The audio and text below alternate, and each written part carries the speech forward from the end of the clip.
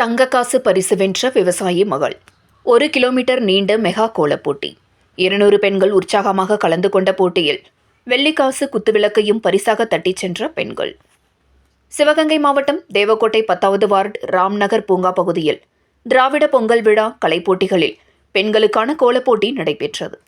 200 பெண்கள் டோக்கன் அடிப்படையில் கலந்து கொண்டனர்.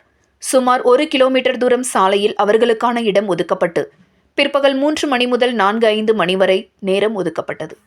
போட்டி தொடங்கியதும் விறுவிறுப்பாக கோலமிடத் தொடங்கிய பெண்கள் தங்கள் கலை திறமையை வண்ண வண்ண கோலங்களில் வெளிப்படுத்தினர். நடுவர்கள் கோலங்களை பார்வையிட்டு மதிப்பெண் வழங்கினர். இதில் டோக்கன் எண் 5இல் மேகலா என்ற பெண்மணி வரைந்த விவசாயி மகள் என தலைப்பிட்ட கோலம் முதல் பரிசான தங்கக்காசு பரிசினை பெற்றது. விழா ஏற்பாட்டாளர்கள் தங்கக்காசு பரிசு வழங்கினர்.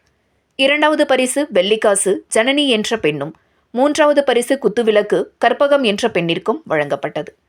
போட்டியில் பங்கேற்ற மேலும் 6 பேருக்கும் சிறப்பு பரிசும், பங்கேற்ற அனைவருக்கும் நினைவு பரிசுகளை கழக மாநில இலக்கிய அணி புரவலர் முன்னாள் அமைச்சர் தென்னவன் வழங்கினார்.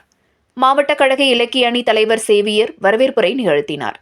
மாவட்ட கழக துணைச் செயலாளர் ஜோன்ஸ் ரூசோ, காரைக்குடி சட்டமன்ற தொகுதி பார்வையாளர் நல்ல சேதுபதி, தேவக்கோட்டை நகர கழக செயலாளர் பெரி பாலமுருகன், மாவட்ட இளைஞரணி அமைப்பாளர் செந்தில்குமார், தேவக்கோட்டை தெற்கு ஒன்றிய செயலாளர் ரவி, தேவக்கோட்டை வடக்கு ஒன்றிய செயலாளர் பூபாலசிங்கம், மாநில பொதுக்குழு உறுப்பினர் மதார் சேட், தேவக்கோட்டை வடக்கு ஒன்றிய அவைத்தலைவர் சொர்ணலிங்கம் ஆகியோர் முன்னிலை வகித்தனர். 10வது வார்டு செயலாளர் கஸ்பார் நன்றியுரை நிகழ்த்தினார். இந்நிகழ்ச்சிக்கான ஏற்பாட்டினை மாவட்ட கழக இலக்கிய அணி தலைவர் RA சேவியர் செய்திருந்தார்.